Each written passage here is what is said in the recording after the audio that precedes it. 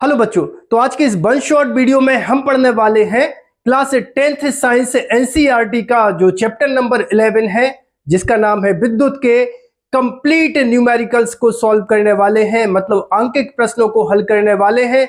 So example number 11.1 से शुरुआत करते हैं। आप क्वेश्चन नोट कीजिए, स्क्रीन पर है। किसी विद्युत बल्ब के तंतु में 0.5 एम्पियर की विद्युत धारा 10 मिनट तक प्रवाहित होती है। विद्युत परिपथ से प्रवाहित विद्युत आवेश का परिमाण ज्ञात कीजिए। मतलब बच्चों, अपने पास कोई एक बल्ब है, इस टाइप से एक बल्ब है, और ये जो विद्युत बल्ब का तंतु है, इसको अपन क्या बोलते हैं? तंतु बोलते हैं। तो इसके तंतु में से 0.5 एम्पियर की विद्युत धारा प्रवाहित हो रही है। मतलब प्रवाहित विद्युत धारा को हम I से दर्शाते हैं, और I बराबर है कितना? 0.5 एम्पियर की धारा। अब बच्चों, ये जो धारा है कितने मिनट तक प्रवाहित होती है? 10 मिनट तक। मतलब अपन को जो टाइम दे के रखा है वो दे के रखा है T बराबर 10 मिनट। 10 मिनट। अब बच्चों, SI पद्धति में समय का मात्रक होता है सेकंड, और अपन को देके रखा है मिनट में। मतलब इसको हमें सेकंड में परिवर्तित करना पड़ेगा। तो 1 मिनट बराबर कितना होता है? 1 मिनट बराबर कितना होता है? 60 सेकंड होता है। ठीक है, 1 मिनट में कितने सेकंड होते हैं? 60 सेकंड होते हैं। तब हम इसको लिख सकते हैं T बराबर 10 गुणा मिनट का मान कितना हो जाएगा? 60 सेकंड। ओके, अब हमें क्या ज्ञात करना है? हमें आवेश का परिमाण ज्ञात करना है कि परिपथ में कितना आवेश प्रवाहित होगा। चलो, तो यहां पर हम विद्युत धारा के सूत्र का उपयोग करते हैं। तो विद्युत धारा का जो सूत्र है, ठीक है, विद्युत धारा को हम किससे दर्शाते हैं? I से दर्शाते हैं। और I बराबर क्या होता है? आवेश बटे होता है समय। विद्युत धारा I बराबर Q बटे T। अब हमें क्या ज्ञात करना है? हमें आवेश ज्ञात करना है। तो T को इधर लेके आ जाओ। तो ये कितना हो जाएगा? Q बराबर, मतलब आवेश बराबर धारा गुणा करके हो जाएगा समय। तो बच्चों, प्रश्न में हमें देके रखी है विद्युत धारा, कितनी देके रखी है? 0.5। और बच्चों, जो समय है वो देके रखा है अपन को 10 गुणा 60। मतलब ये हो जाएगा 10 गुणा करके आ जाएगा 60। अब यहां पर देखो बच्चों, एक अंक के बाद दशमलव है, तो इसको हम कैसे लिख सकते हैं? 5 बटे 10। ठीक, दशमलव का मतलब बटे में 10 होता है। गुणा करके है 10, गुणा करके है 60। तो यहाँ 0 से 0 को कैंसिल कर दो, मतलब 10 से 10 को कैंसिल कर दो, और 5 छक्का होगा 30। सो यहाँ पे आ जाएगा कितना? 30, और 1 0 ये तो हो गया 300। और आवेश का मात्रक वैज्ञानिक कूलाम के नाम पर यहाँ पर लिखेंगे कूलाम। आवेश का SI पद्धति में जो मात्रक होता है वो कितना होता है बच्चों? कूलाम होता है। ओके बच्चों, क्वेश्चन नंबर दूसरा नोट कीजिएगा। 12 वोल्ट के विभवांतर के दो बिंदुओं के बीच 2 कूलाम आवेश को ले जाने में कितना कार्य करना पड़ेगा? मतलब यहां पर 2 बिंदु हैं, एक बिंदु है A, जैसे एक बिंदु है क्या? B, और इनके बिंदुओं के बीच में जो विभवांतर है वो कितना है? 12 वोल्ट है। सो 2 कूलाम आवेश को किससे दर्शाते? Q से। वो दे के रखा है 2 कूलाम। सो 2 कूलाम आवेश को एक बिंदु से दूसरे बिंदु तक ले जाने में कितना कार्य करना पड़ेगा, ये अपन को ज्ञात करना है। बच्चों, तो विभवांतर का जो सूत्र होता है वो कितना होता है? V बराबर W बटे होता है Q। W का मतलब क्या होता है? कार्य होता है। W का मतलब क्या होता है? कार्य होता है। Q का मतलब क्या होता है? आवेश होता है। और अब हमें निकालना क्या है? हमें कार्य निकालना है। इतने आवेश को यहां से यहां तक ले जाने में कितना कार्य करना पड़ेगा ये ज्ञात करना है। तो बच्चों Q को इधर लेके आ जाओ, तो ये कार्य बराबर हो जाएगा V इंटू हो जाएगा Q। अब प्रश्न में अपन को विभवांतर दे के रखा है कितना, 12 वोल्ट का विभवांतर है, तो यहाँ पे आ जाएगा 12, और आवेश कितना है, 2 कूलाम का आवेश है तो 2 रख दो। अब बच्चों यहाँ पे 12 दूनी करोगे तो कितना आ जाएगा 24, और जो कार्य है, कार्य का मात्रक क्या होता है, जूल होता है, तो यहाँ पे आ जाएगा जूल, जूल है। ठीक है, ओके बच्चों, एग्जाम्पल नंबर 11.3 नोट कीजिए। यदि किसी विद्युत बल्ब के तंतु का प्रतिरोध 1200 ओम है, मतलब अपने पास क्या है, एक बल्ब है, और बल्ब का ये जो तंतु है इसको क्या बोलते हैं, तंतु। तो इसका जो प्रतिरोध है, बल्ब के तंतु का जो प्रतिरोध है वो R बराबर है 1200 ओम। ठीक है, इसके बाद प्रश्न बोलता है तो यह बल्ब 220 वोल्ट के स्रोत से जुड़ा होगा, मतलब इसको अपन को जोड़ना है एक स्रोत से, मतलब एक बैटरी से जोड़ना है, और इस बैटरी का जो वोल्टेज मतलब जो विभवांतर है वो कितना है, 220 वोल्ट है। ठीक है, और आगे प्रश्न कहता है तो यह स्रोत से कितनी विद्युत धारा लेगा, मतलब कितनी विद्युत धारा ये बल्ब इस सोर्स मतलब बैटरी से लेगा, ये हमें ज्ञात करना है। ठीक है, तो यहां पर प्रतिरोध मिल गया अपन को 1200 ओम, वोल्टेज मतलब विभवांतर मिल गया V बराबर कितना, 220 वोल्ट। ठीक, विभव का मात्रक वोल्ट। तो हमें ज्ञात करना है I मतलब परिपथ में कितनी विद्युत धारा प्रवाहित होगी, वो ज्ञात करना है। तो यहां पर हम ओम का नियम लगा दें, ओम के नियम से। अब बच्चों ओम का नियम जो होता है वो V बराबर IR होता है। ठीक है, IR ऐसे याद रख लेना। तारक मेहता का उल्टा चश्मा देखा है, देखा है, उसमें बबीता के पति का क्या नाम रहता है, अय्यर, तो यहां से अय्यर, V बराबर अय्यर, ऐसे याद रख लेना। अब हमें क्या ज्ञात करना है, हमें I ज्ञात करना है, R का त्रियक गुणा करो तो ये हो जाएगा V बटे हो जाएगा, क्या ज्ञात करना है, I ज्ञात करना है, तो यहां पर हो जाएगा V बटे R बराबर I। बोलो सही है। अब यहां पर अपन मान रख दें, सो यहां पर देखो बच्चों I बराबर विभवांतर कितना दे के रखा है, 220 वोल्ट, और प्रतिरोध का मान दे के रखा है 1200 ओम। ठीक, किसके बराबर कर रहे हैं अपन, I के बराबर कर रहे हैं। एक जीरो से एक जीरो काट दो, काट दिया। अब 2 से काटो तो 2 का 11 बार पहाड़ा पढ़ोगे तो 22 आ जाएगा, और यहां पर 6 बार पढ़ोगे तो 12 आ जाएगा। फिर कितना हो जाएगा, 6 एकम 6, 6 एकम 6 बचा 5, सो दशमलव लगा देना तो हो जाएगा कितना, 50। सो 6 8 48, 6 का पहाड़ा 8 बार पढ़ोगे तो 48 आ जाएगा, मतलब 1.8, और एक जीरो और है, सो यहाँ का दशमलव आगे बढ़ा देना, सो यहाँ पर फाइनल आंसर आ जाएगा कितना बच्चा, 0.18। बोलो क्लियर है क्या, ओके। ठीक, और क्या निकाला है, विद्युत धारा निकाली है, सो विद्युत धारा का मात्रक होता है एम्पियर। अब देखो इस प्रश्न का एक पार्ट और है, यदि, थोड़ा इसको साफ कर दूं मैं, ओके।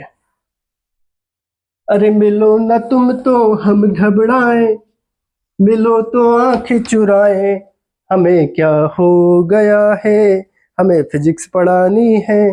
देखो, यदि किसी विद्युत हीटर की कुंडली का प्रतिरोध 100 ओम है, मतलब अब यहाँ पे क्या लगा दिया, एक हीटर लगा दिया। ठीक है, यहाँ पे एक हीटर लगा दिया, तो यहाँ पर हम लिख दें हीटर, हीटर। ठीक, आगे देखो, यदि किसी विद्युत हीटर की कुंडली का प्रतिरोध 100 ओम है, तो यहां पर हीटर की जो कुंडली है उसका जो प्रतिरोध है वो 100 ओम है। ठीक है, तो यह विद्युत हीटर 220 वोल्ट, 220 वोल्ट वोल्टेज तो वही दिया ना, तो यह विद्युत हीटर 220 वोल्ट स्रोत से, तो स्रोत वही है 220 वोल्ट, कितनी विद्युत धारा लेगा यह ज्ञात करना है। वही बात आ रही है, I बराबर V बटे R। तो देखो बच्चों, I बराबर वोल्टेज देखो कितना दिया अपन को 220 वोल्ट, तो 220 बटे प्रतिरोध कितना है 100, तो बटे आ जाएगा 100, 0 0 को मार दो, सो I बराबर कितना आ गया 22 बटे आ गया 10, सो 2 से कैंसिल करो, 2 पंचे 10, तो यहाँ पे 5 आ गया, और 2 ही 11 होगा 22, तो हो गया कितना 11 बटे 5, सो 5 एकम 5, 5 दूनी 10, अब कितना बचा 1, सो दशमलव लगा दो, सो 5 दूनी 10, तो कितना आ गया 2.2, सो I बराबर आ जाएगा 2.2 एम्पियर। ये इस क्वेश्चन का आंसर होगा। चलो बच्चों, एग्जांपल नंबर 11.4 नोट कीजिए।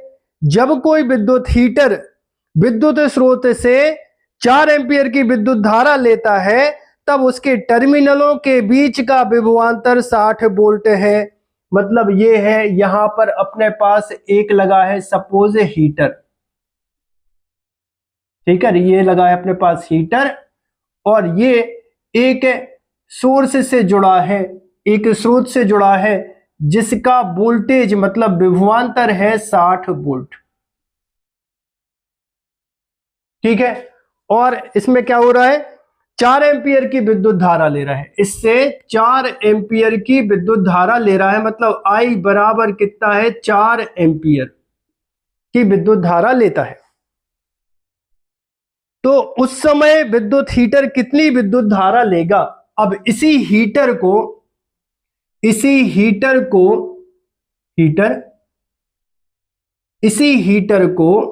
अब अपन को अन्य स्रोत से जोड़ देना है, और वो कितना है 120 वोल्ट, मतलब 60 से 120 वोल्ट का अगर हमने विभवांतर कर दिया, तो अब ये कितनी विद्युत धारा लेगा ये अपन को ज्ञात करना है। चलो प्रश्न को चालू करें। चालू करने को कौन सर टीवी है कि आप कह रहे हो चालू करें। देखो यहां पर अगर अपन ओम का नियम लगाएं, ठीक है, फर्स्ट कंडीशन में, तो ओम का नियम क्या होता है V बराबर IR। वोल्टेज अपन को कितना देके रखा है 60, तो यहां पे कर देना 60, बराबर कितनी विद्युत धारा बह रही 4 एम्पियर की विद्युत धारा बह रही, 4 एम्पियर की विद्युत धारा बह रही। और प्रतिरोध का मान अपन को नहीं पता, तो पहले इसका अपन प्रतिरोध ही ज्ञात कर ले रहे।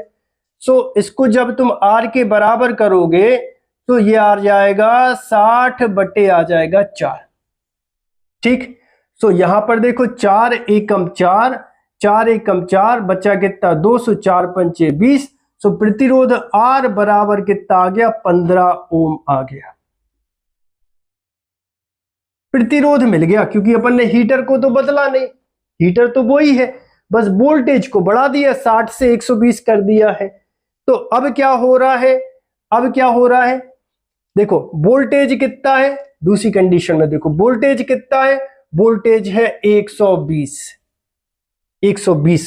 ठीक है, और धारा अपन को अब ज्ञात करना है, कितनी धारा प्रवाहित होगी वो अपन को ज्ञात करना है। प्रतिरोध कितना आ गया सर, प्रतिरोध आ गया 15। अब 15 का त्रियक गुणा करोगे तो कितना आ जाएगा 120 बटे 15 बराबर कितना हो जाएगा I। ठीक, 15 एकम 15, 15 अट्ठे 120, सो I बराबर कितना आ गया 8 एम्पियर आ जाएगा। ठीक है, वोल्टेज को दुगना किया तो धारा भी दुगनी हो गई। पहले कितनी धारा थी 4 एम्पियर थी, वोल्टेज को डबल किया तो धारा भी क्या हो गई, धारा भी डबल हो गई, 4 से 8 एम्पियर हो गई। भाई साहब तो एग्जाम्पल नंबर 11.5 नोट कीजिए। किसी धातु के 1 मीटर लंबे तार का 20 डिग्री सेल्सियस पर वैद्युत प्रतिरोध 26 ओम है। चलो यहां पर देखो प्रतिरोध कितना देके रखा है, R बराबर 26, R बराबर 26 ओम देके रखा है प्रतिरोध। ठीक है, 20 डिग्री सेल्सियस है तो यहां पर रूम टेम्परेचर की बात हो रही है, तापमान का यहां पर कोई उपयोग है नहीं। ठीक है, 26 डिग्री सेल्सियस पर जो वैद्युत प्रतिरोध है वो है 26 ओम। यदि तार का व्यास, तो व्यास को अपन किससे दर्शाते हैं, D से। D फॉर होता है डायमीटर, कितना देके रखा है 0.3 मिलीमीटर, 0.3 mm देके रखा है, तार का व्यास देके रखा है। इस ताप पर धातु की प्रतिरोधकता क्या होगी, मतलब अपन को प्रतिरोधकता ज्ञात करनी है। उसके पहले सुनो, ये जैसे तार होता, ठीक है, तो इसका अनुप्रस्थ परिच्छेद का क्षेत्रफल या अनुप्रस्थ काट का क्षेत्रफल कौन सा होता है, ये जो आपको व्हाइट कलर का दिख रहा है इसको बोलते हैं अनुप्रस्थ परिच्छेद का क्षेत्रफल। यहां पर मैं अलग से बना ले रहा हूं, ये है अपने तार का अनुप्रस्थ परिच्छेद का क्षेत्रफल। तो इससे बिंदु, इसका जो व्यास है वो ये होगा, ठीक है, ये व्यास होगा। तो व्यास अपन को देके रखा है कितना, 0.3 mm। तो व्यास को जब तुम आधा करोगे तो मिलेगी अपन को त्रिज्या। तो त्रिज्या को दर्शाते हैं R से, और R बराबर कितना है 0.3 mm। और इसको जब तुम आधा करोगे, मतलब क्या करोगे, 2 से भाग कर दोगे, 0.3 का आधा कर दोगे तो मिल जाएगी क्या, त्रिज्या। सो 0.3 का आधा कितना हो जाएगा, मतलब 3 का आधा 1.5। भाई 3 का आधा कितना, 1.5 मतलब कितना 1.5। लेकिन वहां पर पहले से भी एक दशमलव है, सो एक दशमलव को यहां पे सरका दो, सो 0.15 और फिर कितना हो जाएगा, mm हो जाएगा। अब बच्चा यहां पर एक समस्या और है, यहां पर तार की जो त्रिज्या है वो दी है mm में, और त्रिज्या का ऐसा ही मात्रक होता है मीटर, यहां पे कितना है mm। तो इसके लिए बच्चों आप क्या करो, यहां पर देखो 1 mm बराबर होता है 10⁻³ मीटर। ठीक, 1 मिलीमीटर मतलब 10⁻³ मीटर। तो यहां पर देखो ये जो mm है उसकी जगह तुम क्या रख दो, 10⁻³ मीटर। तो ये हो जाएगा R बराबर 0.15 और यहां पर 10⁻³ अब यहां पर देखो कितने अंक के बाद दशमलव लगा है, 2 अंक के बाद। 2 अंक के बाद जब दशमलव लगा है बच्चों, तो इसको अपन कर सकते हैं R बराबर 15 और गुणा करके 10⁻⁻5। समझ गए क्या किया, देखो 2 अंक के बाद दशमलव, तो इसमें 2 10 बढ़ा दिया करो। जैसे ये 0.1 है तो इसका मतलब ये होगा, ये लिखा है 10⁻⁻1, जैसे लिखा है 0.001 कितने के बाद दशमलव, 1 2 3 के बाद, तो 10⁻⁻3। ठीक है, तो यहां पर जो लेफ्ट साइड के जो दशमलव है उसका मतलब होता है 1 के बाद लिखा मतलब -1, 2 के बाद लगा मतलब -2। तो यहां पर देखो 2 के बाद लिखा था तो 3 को क्या कर दिया, 5 कर दिया, और ये बन गया क्या, मीटर। चलो ठीक है, अब अपन को बच्चों ज्ञात करना है प्रतिरोधकता। तो प्रतिरोधकता को दर्शाते हैं रो से, यही अपन को ज्ञात करना है। तो रो का जो सूत्र होता है वो कितना होता है, रो बराबर होता है RA बटे होगा L। ठीक है, विशिष्ट प्रतिरोध या प्रतिरोधकता को रो से दर्शाते हैं। अब R देखो कितना दिया अपन को, R दे के रखा है 26, तो यहां पे आ जाएगा 26, ठीक, इंटू क्षेत्रफल। मैंने बताया था तार का जो अनुप्रस्थ परिच्छेद का क्षेत्रफल है वो अपन को कैसा मिला, वृत्त जैसा मिला, मतलब वृत्त का क्षेत्रफल। सो वृत्त का क्षेत्रफल कितना होता है, πr²। यहां पर लिख देना A बराबर πr² बटे कितना हो जाएगा, लंबाई है तो L। सो रो बराबर ये हो जाएगा 26 गुणा पाई आर का मान। आर का मान कितना है? आर का मान है 15।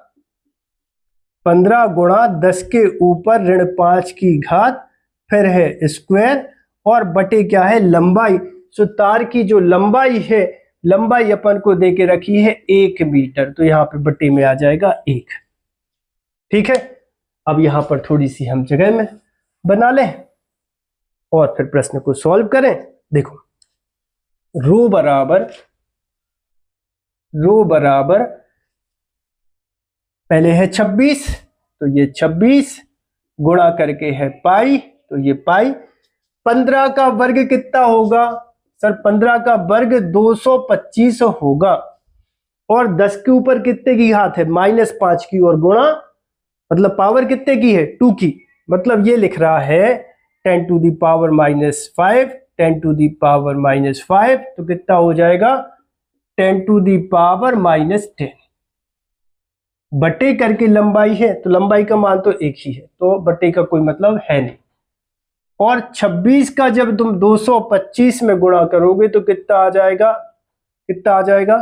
5850। 5850 गुणा करके है पाई, तो पाई का मान कितना? 3.14 गुणा 10 के ऊपर ऋण 10 की घात। अब यहां पर देखो कितने अंक के बाद दशमलव है? 2 के बाद है, तो ये दशमलव हटा देना 2, यहां पे 12 कर देना। क्लियर है? अब इसके बाद 314 का 5850 में गुणा करोगे तो कितना आएगा? 18, 36 और आ जाएगा 900। ठीक है, इसका इसमें मल्टीप्लाई कर देना और इनटू करके आएगा 10 टू द पावर -12। अब यहां पर देखो 10 टू द पावर -12 का मतलब क्या है? इसका मतलब है, यहां से अंक देखो 1 2 3 4 5 6, 6 के बाद दशमलव लगा दो तो ये आ जाएगा 1.836900। 10 टू दी पावर कितने के बाद दशमलव यहां पे शिफ्ट किया है? 6 अंकों के बाद। देखो 1 2 3 4 5 6, 6 के बाद किया है, तो यहां पे आ जाएगा -6। ठीक है, और विशिष्ट प्रतिरोध या प्रतिरोधकता का मात्रक क्या होता है? ओम और इंटू करके होता है मीटर। Ohm into metre. या फिर यहां पर देखो जब इसको तुम सिग्निफिकेंट नंबर में कन्वर्ट करोगे, मतलब राउंड ऑफ में लिखोगे, तो दशमलव के बाद जो एक अंक है उसके बाद जो है उसमें एक बढ़ा के लिख देना है। मतलब ये हो जाएगा 1.8, 1.8, 3 की जगह कर देना 4, 3 की जगह कर देना 4 इंटू 10 टू दी पावर -6 ओम और इंटू करके आ जाएगा मीटर। ठीक है, ये आ गया आंसर। तुम चाहो तो ऐसे भी लिख सकते हो, ये भी सही है, ये भी सही है। ठीक है, तो बच्चों 11.6 एग्जाम्पल देखिए। दिए गए पदार्थ की किसी स्मॉल एल लंबाई तथा ए मोटाई के तार का प्रतिरोध 4 ओम है।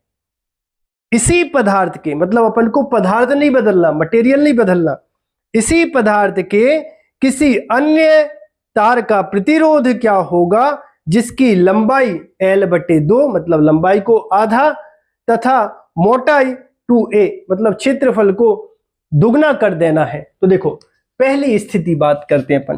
पहली स्थिति में प्रतिरोध, पहली स्थिति में प्रतिरोध, तो पहली स्थिति में प्रतिरोध कितना देके रखा है अपन को? 4 ओम देके रखा है। ठीक है, सबसे पहले तो प्रतिरोध के सूत्र की बात कर लो। तो विशिष्ट प्रतिरोध या प्रतिरोधकता का सूत्र क्या होता है? रो बराबर आर ए बटे होगा एल। हमें क्या ज्ञात करना? हमें प्रतिरोध ज्ञात करना। एल को इधर लेके आ जाओ, तो ये हो जाएगा आर बराबर रो एल बटे हो जाएगा ए। अब प्रश्न में पहली स्थिति में प्रतिरोध अपन को देके रखा है 4 ओम, तो यहां पे आ जाएगा 4 ओम। फिर आ जाएगा रो और इंटू एल बटे हो जाएगा ए। इसको देंगे समीकरण नंबर 1। ओके बच्चों, अब देखो दूसरी स्थिति में,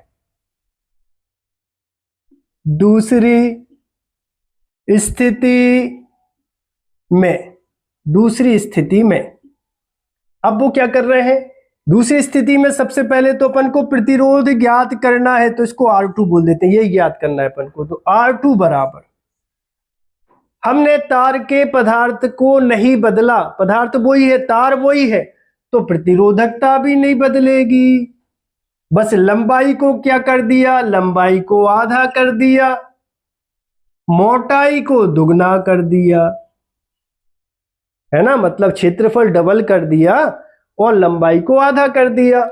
तब बच्चों हम इसको लिख सकते हैं, क्या लिख सकते हैं सर, R2 बराबर, इसका इसमें गुणा कर दो, कितना हो जाएगा, रो एल बाई टू, सही है, बटे करके कितना है, बटे करके है सर 2a मोटाई, ठीक है, ए मतलब मोटाई, बटे में कुछ नहीं, मतलब यहां पे 1 लिख दो। तब ये R2 बराबर हो जाएगा, इसको अपन फिक्स कर लेते हैं, कितना, रो एल बटे 2, और इसका रेसिप्रोकल मतलब व्युत्क्रम लिखोगे तो कितना हो जाएगा, 1 बटे 2a। सो R2 बराबर ये हो जाएगा रो एल और 2 दूनी 4a। ओके, इसको देते हैं समीकरण नंबर 2। अब हमें क्या ज्ञात करना है, हमें R2 ही ज्ञात करना है। सो समीकरण 2 में समीकरण 1 का भाग दे दो, यहां पर लिखना समीकरण 2 भागित समीकरण 1। तो यहां पर देखो 2 कौन सा है सर, यही दिख रहा है अपन को, R2 बराबर रो एल बटे हो जाएगा 4a, में भाग देना है किसका, 1 का। सो प्रतिरोध के बटे में प्रतिरोध, इसका प्रतिरोध कितना था 4, प्रतिरोध के बटे में प्रतिरोध, और RHS के बटे में RHS, तो कितना है, ये है रो एल बटे हो जाएगा a, ठीक है, इतना नोट कर लिया। आगे देखो, अब बच्चों इसको अपन को फिक्स कर लेना है, ऐसे देखो, R2 बटे 4 बराबर रो एल बटे हो जाएगा कितना, 4a, और इसको पलट देना तो ये हो जाएगा कितना, a बटे रो एल। अब यहां रो एल से रो एल को कैंसिल कर दो, a से a को कैंसिल कर दो, ठीक है, और 4 को इधर लेके आ जाना, तो ये R2 बराबर हो जाएगा 4, ये इधर आ गया, बटे में 4 पहले से है, 4 एकम 4, कितना बच गया, R2 बराबर 1, प्रतिरोध का मात्रक होता है ओम। तो बच्चों ये वीडियो का फर्स्ट पार्ट था, ठीक है, यहां पर हमने 11.6 तक क्वेश्चन को सॉल्व कर लिया है। इससे अगले वीडियो में बाकी के जितने एग्जाम्पल और क्वेश्चन बचे होंगे हम उनको सॉल्व करेंगे, क्योंकि वीडियो हो जाएगा बड़ा। सो आई होप आप सभी को वीडियो पसंद आया होगा। यदि आप सभी को वीडियो पसंद आया हो तो चैनल को सब्सक्राइब करें, वीडियो को लाइक करें और वीडियो को अपने दोस्तों के साथ शेयर करें। मिलते हैं बच्चों अगले वीडियो में।